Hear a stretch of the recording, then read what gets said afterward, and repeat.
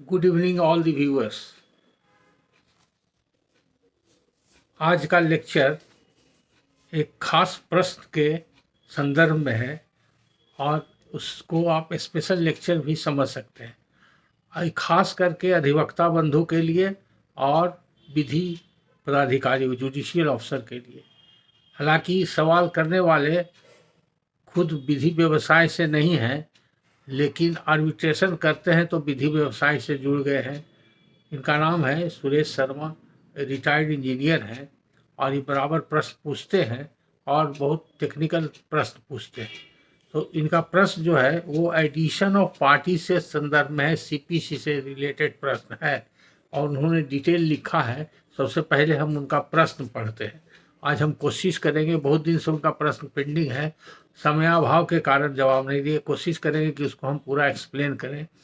तो सबसे पहले सुरेश शर्मा जी का प्रश्न लेते हैं। उन्होंने लिखा है, जो व्हाट्सएप पर उसका प्रिंट हमने निकाला है उसी प्रिंट को हम पढ़ रहे हैं।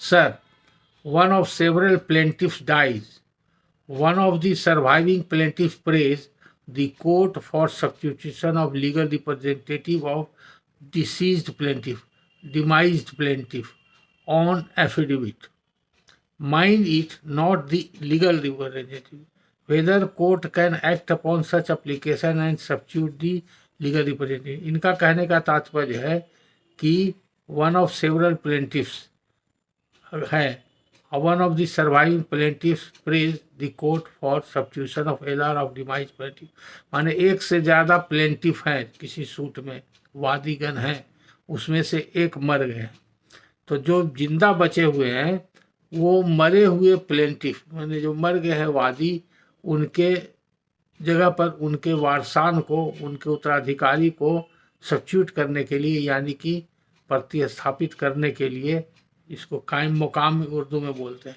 या प्रतिस्थापित करना हिंदी में बोलते हैं, अंग्रेजी में सब्स्टिट्यूट करने के लिए एप्लीकेशन दे सकते हैं कि नहीं। अगर दे सकते हैं तो कोर्ट उस पर एक्ट अपॉन कर सकता है कि नहीं। और ख़ास करके उन्होंने लिखा है कि जो मुद्दई मर गया, जो वादी मर गया, जो प्लेंटिफ मर गया, उसके वारसान या उसके उत्तराधिकारी ने कोई आवेदन नहीं दिया है पार्टी बनने के लिए, सब्स्टिट्यूशन के लिए। ये एक यहीं पर प्रश्न इनका है।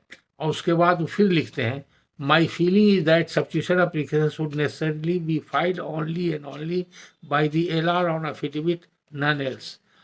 इनका लिखना है, जैसा इनका अनुभव है और जैसा ये सोचते हैं, ये समझते हैं कि जो वादी का देहांत हो गया है, यानी डिसीज्ड प्लेंटिफ हैं, उनके जो एयर्स और लीगल रिप्रेजेंटेटिव है, यानी कि उनके उत्तराधिकारी जो हैं, उनके वारसान को ही अधिकार है सब्स्टिट्यूशन का आवेदन देने का। जो जीवित बचे हुए प्लेंटिफ हैं उनको ये अधिकार नहीं है। ये इनका खुद अपना व्यू इन्होंने एक्सप्रेस किया है। फिर लिखते हैं, what is the correct legal procedure. पूछते हैं कि करेक्ट प्रोसीज्योर क्या है। CPC does not appear to be specific about the procedure. इनका कहना है कि सीपीसी में कोई विशेष रूप से इसके बारे में प्रोसीज्योर नहीं लिखा हुआ है। Could not gate assistance from case law, case law पढ़ करके भी इनको कोई सहायता नहीं मिला। तो प्रश्न करते हैं, please throw some light. WhatsApp पर इन्होंने जो प्रश्न किया और प्रश्न का उत्तर भी उन्होंने स्वयं दिया, यानी कि उनका जो क्वेरी है उसका हमने शॉर्ट में व्हाट्सएप पर जवाब दे दिया था। मेरा जवाब यही था, योर व्यू इज करेक्ट। कहने का तात्पर्य यह है कि अगर दो प्लेंटिफ है या दो से ज़्यादा प्लेंटिफ है, उसमें से कोई एक प्लेंटिफ मर जाता है तो बाकी जो जीवित प्लेंटिफ है उसको मरे हुए प्लेंटिफ के जगह पर सब्स्टिट्यूशन के लिए पिटीशन देने का अधिकार है कि नहीं है। ये सीधा सवाल है और इसका सीधा जवाब है कि उसको कोई अधिकार नहीं है। क्यों अधिकार नहीं है? कि वो उसका वारिस नहीं है। और राइट टू सू किसको सर्वाइव करता है? तो उसके वारसान को राइट टू सर्वाइव करता है। जब उसके वारसान को राइट टू सर्वाइव कर सकता है, यानी कि उसका जो उत्तराधिकारी है वही आके आवेदन देगा। तो आवेदन देने के लिए उसको वकील भी रखना पड़ेगा और वकालतनामा भी देना पड़ेगा। तो चूंकि जो पहले से प्लेंटिफ के वकील हैं उन्होंने तो कोई वकालतनामा दिया नहीं और लीगल रिप्रेजेंटेटिव का कोई वकालतनामा दिया नहीं, तो वो कैसे दूसरा जो जिंदा प्लेंटिफ है उसके तरफ से कैसे मरे हुए प्लेंटिफ के वारसान को रिप्रेजेंट कर सकते हैं। तो वकील के लिए भी दिक्कत है, वो लीगली वकील वो सेम वकील फाइल नहीं कर सकते। हाँ, अगर वही वकील वारसान के तरफ से फिर वकालतनामा दे देंगे तो फाइल कर सकते हैं, या कोई नया वकील फाइल कर सकता है, उसमें कोई दिक्कत नहीं। तो इसका सीधा संबंध है कि जो व्यक्ति मर गया, जो वादी मर गया, जो प्लेंटिफ मर गया, उसके उत्तराधिकारी जो हैं उन्हीं को मुकदमा में आगे कार्रवाई करने का वैधानिक अधिकार है। अगर वो राइट टू सू जिसको कहते हैं, मुकदमा करने का जो वैधानिक अधिकार उनको था, वो उन्होंने उत्तराधिकार में उसको प्राप्त किया। क्योंकि जो सूट था किसी न किसी संपत्ति के संबंध में था, किसी न किसी सिविल विवाद के लिए था, तो उसमें उनका उत्तराधिकार के रूप में अधिकार अगर था तो उसको वो आगे बढ़ा सकते हैं। उसके लिए उनके जगह पर वो प्रतिस्थापित होकर के मुकदमा को आगे लड़ सकते हैं। अब आगे फिर लिखते हैं, sir there is a lot of confusion among civil court advocates on the issue. Majority are of the view that a plaintiff can move the substitution of death of his co-plaintiff. Please include the issue in your next webinar. वो कहते हैं शर्मा जी कि बहुत से civil court के वकील हैं जिनके बीच में कन्फ्यूजन है, बहुत सारा कन्फ्यूजन है, और ये कहते हैं कि को प्लेंटिफ जो है फाइल कर सकता है पिटीशन, यानी कि जो प्लेंटिफ जिंदा रह गया है उसमें उनको अधिकार है सब्स्टिट्यूशन देने का। अब हमको रिक्वेस्ट की है कि अपने अगले लेक्चर में वेबिनार है उसमें आप इस टॉपिक को इंक्लूड कीजिए। फिर उसके बाद फिर उन्होंने लिखा है नेक्स्ट व्हाट्सएप में, sir there is a legal maxim that no person can be added as plaintiff without his consent. Will you please let me know any authentic literature or judgment in this regard? तो इसके बारे में उन्होंने जानना चाहा है कि कोई भी व्यक्ति बिना उसके अनुमति के वादी के रूप में किसी मुकदमा में नहीं जोड़ा जा सकता है, और इसके बारे में वो चाहते हैं कि कोई लिटरेचर हो या कोई कानून हो जो कि हाई कोर्ट या सुप्रीम कोर्ट का जजमेंट के रूप में आया हो और वो कानून की मान्यता जिसको प्राप्त हो, जिसको कि रूलिंग कहते हैं, यानी कि रिपोर्टेड केस लॉ जानना चाहते हैं। उसके बाद फिर लिखते हैं, sir to answer my own query, वो खुद आत्मचिंतन करते रहते हैं और प्रबुद्ध श्रोता भी हैं और प्रश्न भी उसी तरह का करते हैं, इसलिए उन्होंने फिर इसको एक्सप्लेन किया है ऐसे, sir to answer my own query I am splitting order 1 rule 10 sub clause 3 in 2 parts as below. First part, no person shall be added as a plaintiff suing without a next friend without his consent, that is without consent of plaintiff to be added. Second, added as the next friend of a plaintiff under any disability without his consent, that is without consent of next friend. If the interpretation under 1 above is correct, it would mean that no plaintiff can be added without his consent. Sir, I do not belong to the law background, therefore I solicit view of legal luminary like you. ये प्रश्न जिस समय किए थे उस समय हम बाहर में थे, आउट ऑफ स्टेट थे, इसलिए हमने व्हाट्सएप उनको जवाब दिया, okay wait I am out of state. तो इनका प्रश्न जो है हाईली टेक्निकल है और मिक्स्ड है, 2-3 प्रश्न इसमें सन्निहित है, समाहित है। पहला तो जो सीधा था कि एक प्लेंटिफ मर गया और एक से ज़्यादा प्लेंटिफ था, और तब वो जो बचा हुआ प्लेंटिफ है वो सब्स्टिट्यूशन का पिटीशन देगा कि नहीं देगा, तो उसका जवाब हमने दिया था कि नहीं देगा। उनको भी लगता था कि नहीं देगा, लेकिन लोअर कोर्ट के कुछ वकील लोगों ने कहा या ज़्यादातर वकीलों ने कहा कि नहीं दे सकता है। फिर उन्होंने कहा उसको ऑर्डर 1 को पढ़ के सब क्लॉज 3 को पढ़ करके, और कोई मैक्सिम उन्होंने देखा है कि बिना कंसेंट के कोई प्लेंटिफ ऐड नहीं हो सकता है, ऐसा मैक्सिम उन्होंने कहीं देखा है या पढ़ा है।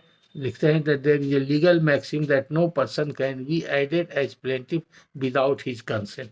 तो ऐसा मैक्सिम हम तो कहीं नहीं देखा है, no person can be a जज in own cause, no person can take advantage of his own wrong. ऐसा ऐसा बहुत तरह का मिलेगा मैक्सिम, लेकिन इस so far as idea of plaintiff ये मैक्सिम तो नहीं है, लेकिन ऑर्डर 1 डिटेल है, इसको समझने की आवश्यकता है। और ऑर्डर 1 रूल 10 का सब क्लॉज 3 जो शर्मा जी आप साइट कर रहे हैं वो आपके प्रश्न का उत्तर नहीं है। और कंसेंट वाली बात है, उससे वो मैक्सिम नहीं होता है, वो पर्सन अंडर डिजेबिलिटी है। कोई पर्सन अंडर डिजेबिलिटी है तो उसको कैसे मानिए डिजेबिलिटी है, कोई माइनर है या लूनेटिक है, इंसेन है, तो उसको कोर्ट कैसे प्लेंटिफ बना सकता है, ये सवाल होता है। तो उसका जो नेक्स्ट फ्रेंड होगा तो नेक्स्ट फ्रेंड के कंसेंट से उसको बना सकता है। वो नेक्स्ट फ्रेंड के रूप में उसका काम करना चाहेगा कि नहीं, या उसका गार्जियन के रूप में एक्ट अपॉन करना चाहेगा कि नहीं, तभी उसको बनाएगा, इसलिए वो ऐसा कहा जाता है।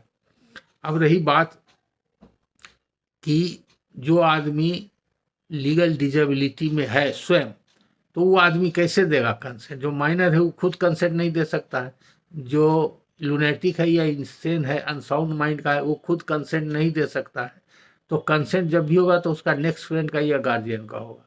तो कंसेंट दे करके ऑर्डर 1 कहीं नहीं कहता है, ऑर्डर 1 में वो सिर्फ माइनर और लूनेटिक जो अनसाउंड माइंड का है, पर्सन अंडर डिजेबिलिटी के लिए सिर्फ कंसेंट की बात आई है। लेकिन आपका जो आंसर है वो ऑर्डर 1 रूल 10 के सब क्लॉज 1 से ही सराहित है। ये कोर्ट को पावर देता है, अब कोर्ट को पावर देता है एडिशन ऑफ पार्टी का, इसलिए ऑर्डर 1 को पूरा पढ़ने की जरूरत है और एक साथ पढ़ के समझने की जरूरत है। क्योंकि हाइपर टेक्निकल इशू है इसलिए, और इसको रोज़मर्रे के इस्तेमाल में लोग लाते हैं लेकिन इस पर उतना तवज्जो नहीं देते, ध्यान नहीं देते। तो चूंकि आपने टेक्निकली इस पॉइंट को रेज किया है, इसलिए हम इसको चाहेंगे कि अच्छी तरह से एक्सप्लेन करें, ताकि किसी को कन्फ्यूजन नहीं हो और कोई गलत ऑर्डर भी नहीं पास हो या वकीलों को परेशानी नहीं हो। तो पहला क्या है, ऑर्डर 1 रूल 10 क्या कहता है?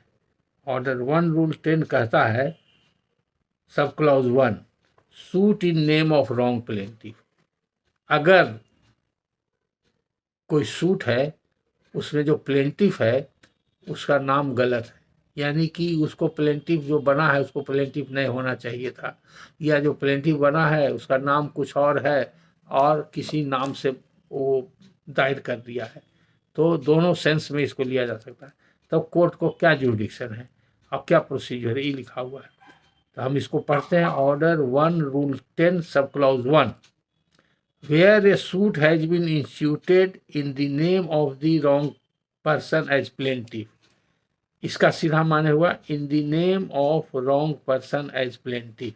इसका माने हुआ अगर राम ने सूट फाइल किया है लेकिन राम अपना नाम मोहन लिख दिया है तो हो गया, या राम को ही सूट फाइल करने का अधिकार था, उसी को उससे राइट टू सू था, उसी को इंटरेस्ट राइट टाइटल था, और मोहन को कोई अधिकार नहीं था और उसके जगह पर मोहन ने फाइल कर दिया, ऐसा भी हो सकता है। तो इसको भी कहेंगे रॉन्ग प्लेंटिफ। और where it is doubtful whether it has been instituted in the name of the right plaintiff. अगर ऐसा डाउट क्रिएट हो जाए कि किसने फाइल किया है, राम ने फाइल किया है कि मोहन ने फाइल किया है, इस अगर डाउट हो जाए, the court may at any stage of the suit if satisfied, court को पावर है, if satisfied that the suit has been issued through a bona fide mistake and that it is necessary for the determination of the real matter in dispute, so to do, order any other person to be substituted or added as plaintiff upon such terms as the court thinks just। तो ऐसे cases में जहाँ पर कि wrong plaintiff हो तो court को अधिकार है उस राइट प्लेंटिफ को ऐड करने का। अब क्वेश्चन ये है, जब राइट प्लेंटिफ ऐड होगा तो इसमें उससे कंसेंट लेने की आवश्यकता नहीं है, तो वो मैक्सिम यहाँ पर काम नहीं करेगा। तो ऑर्डर 10 रूल 1 कब और किस कंडीशन में कोर्ट पावर एक्सरसाइज करेगा, इसके लिए 1-2 जजमेंट आप शर्मा जी पढ़ सकते हैं और वो जजमेंट से थोड़ा सा आपको ज्ञानवर्धन होगा या उससे आप इन्फ्लुएंस ड्रॉ कर सकते हैं, क्योंकि आप टेक्निकली सोचते हैं और समझते हैं। तो एक जजमेंट हम जनरल इम्पोर्टेंस का एक जजमेंट है जो हम आपको लिखा देते हैं और उसको आप पढ़िएगा तो समझिएगा। कब किस स्थिति में ऑर्डर 1 रूल 10 का sub clause 1 addition of plaintiff और अगर रॉन्ग प्लेंटिफ का हो गया है तो फाइल करेगा। देयर आर सर्टेन कंडीशंस उसमें दिया हुआ है। वो जजमेंट है मद्रास हाई कोर्ट का, रिपोर्टेड है AIR 1968 मद्रास 287।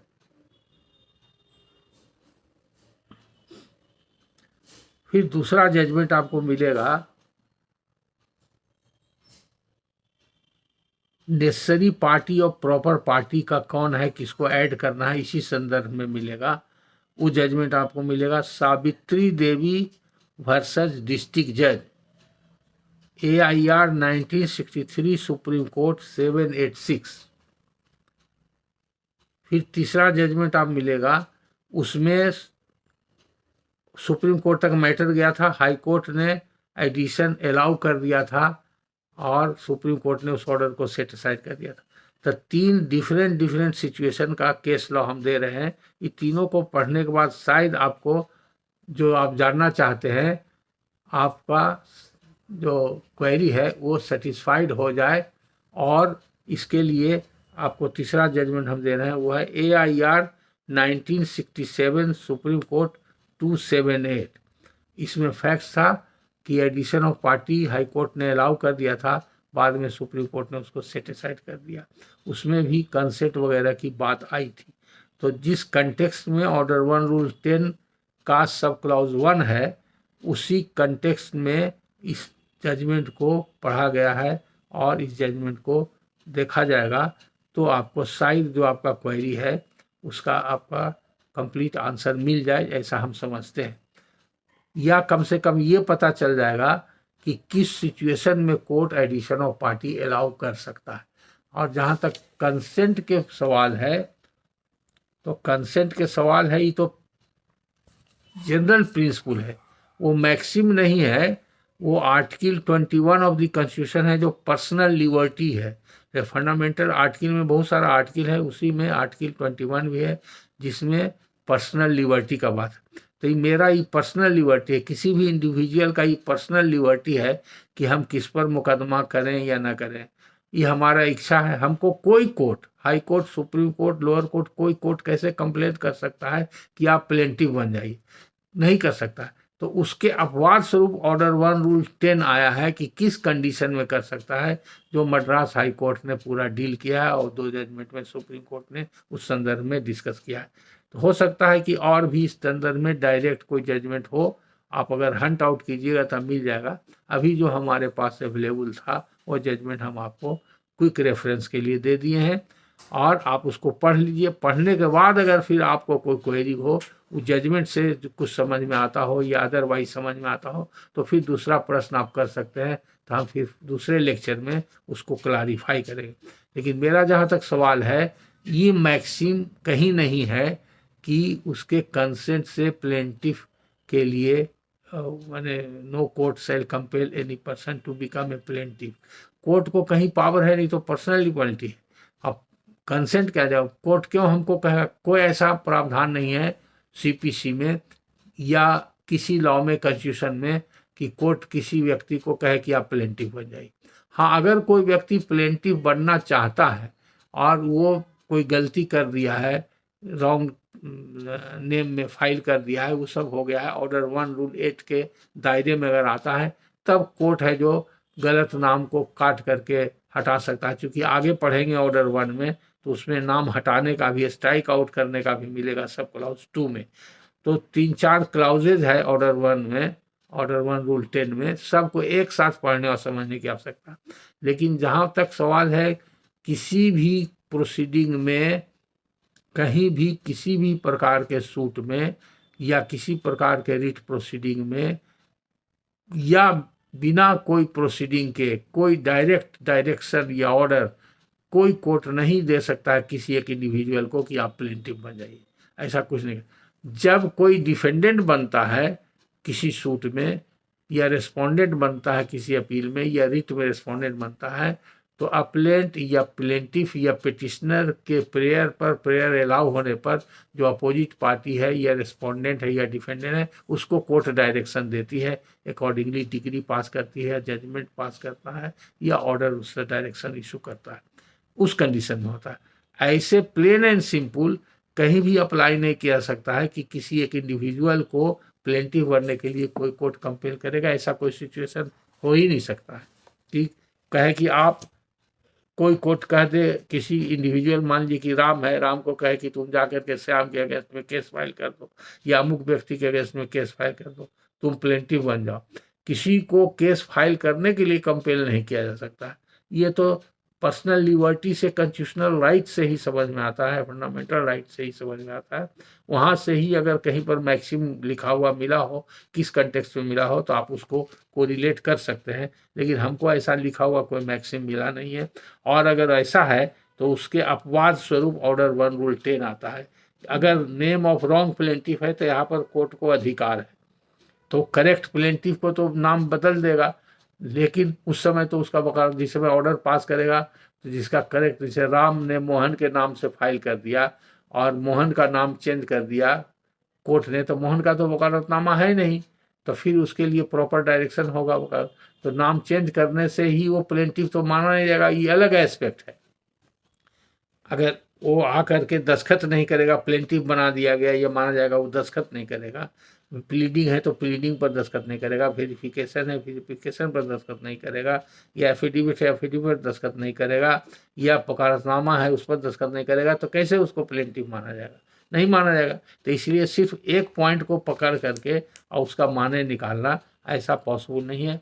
लॉ में हर दृष्टिकोण से, हर एंगल से, हर एस्पेक्ट्स को देख करके उसका माने निकालना पड़ता है। इसलिए कहा गया है ये न्याय शास्त्र है, शास्त्र सुचुंती पुनी पुनी बाचे पुनी पुनी सोचे, बार बार पढ़ने और इंटरप्रेट करने और समझने से उसका सही माने निकलता है। और एक को पिक एंड चूज करके एक लाइन या एक सेंटेंस या एक पारा कहीं से पढ़ करके पूरा उसका माने नहीं समझा जा सकता है। अब सब क्लॉज 2 को पढ़िए फिर आगे।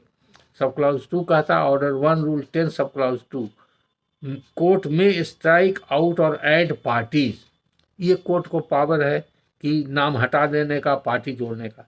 The court may at any stage of the proceeding either upon or without the application of either party and on such term as may appear to the court to be just, order that the name of any party improperly joined, whether as plaintiff or defendant, be struck out, and that the name of any person who ought to have been joined, whether as plaintiff or defendant, or whose presence before the court may be necessary in order to enable the court effectually and completely to adjudicate upon such and settle all the questions involved in the suit be added।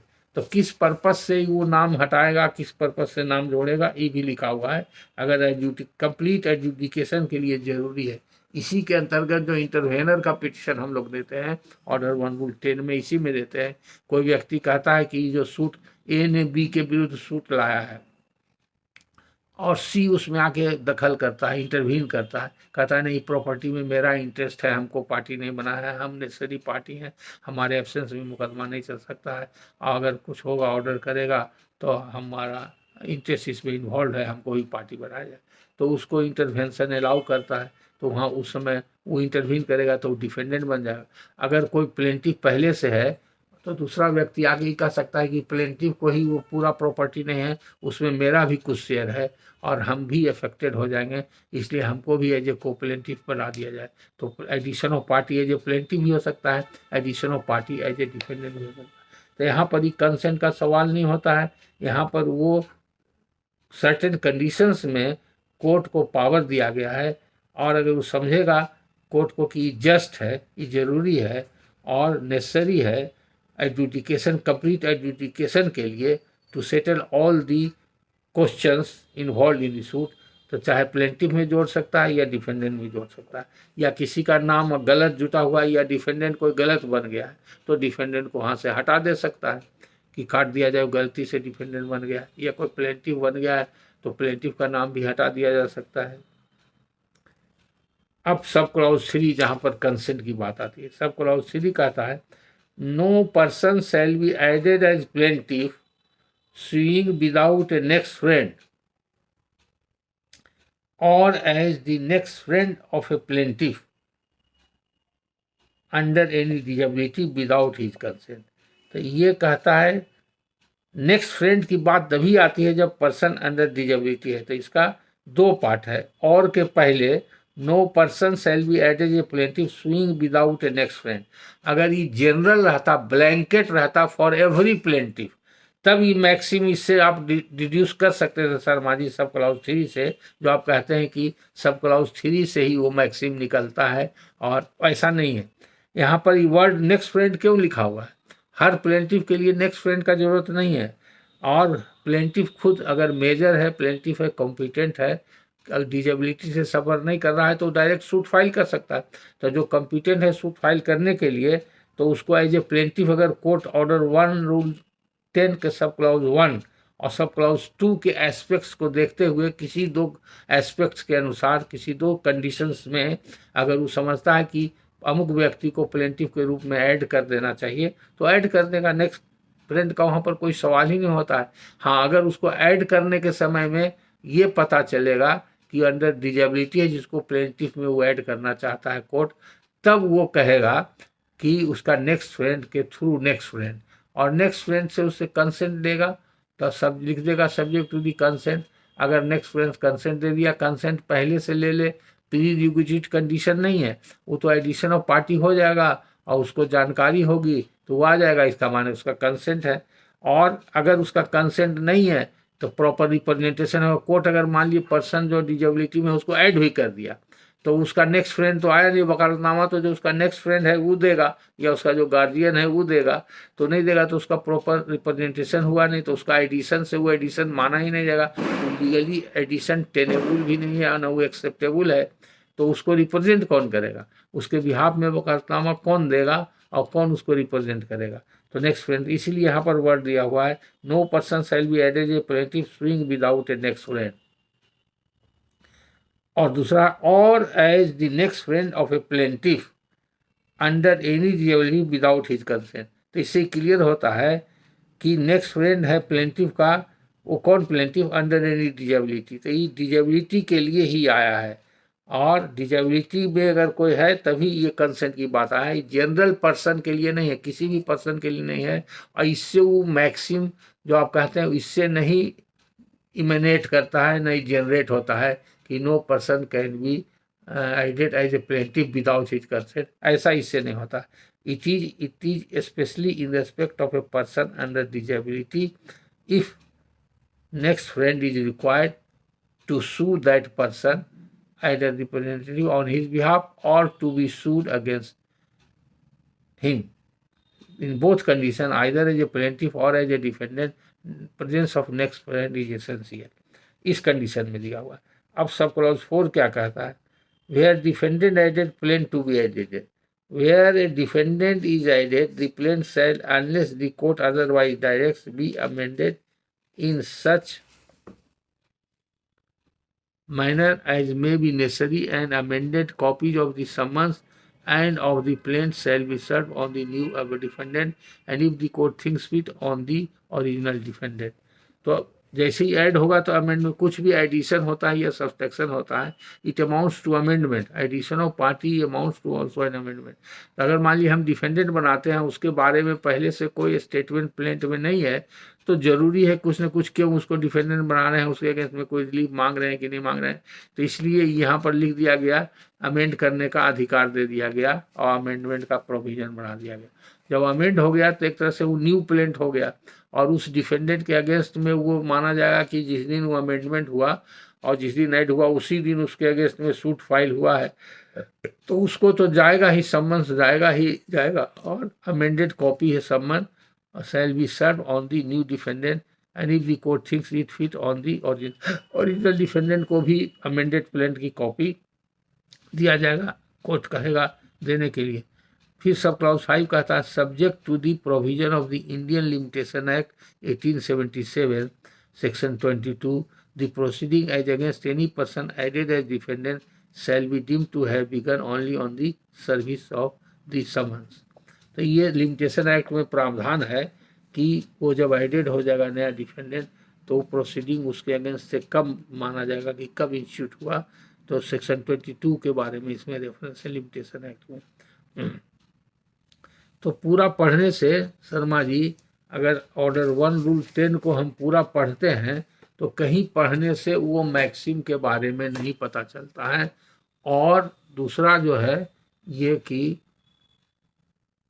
सब clause 3 जो आप refer करते हैं वो maxim का वहाँ पर reply नहीं है, वो जनरल नहीं है, वो ब्लैंकेट नहीं है, वो कन्फाइंड है टू पर्सन अंडर डिजेबिलिटी। और उस प्रिंसिपल पर चूंकि सीपीसी में प्रावधान है कि पर्सन एज ए डिजेबिलिटी उसको सू करने के लिए या उसके बिहाफ में सू करने के लिए उसके नेक्स्ट फ्रेंड का रिप्रेजेंटेशन जरूरी है, नेक्स्ट पर्सन ही उसको रिप्रेजेंट कर सकता है।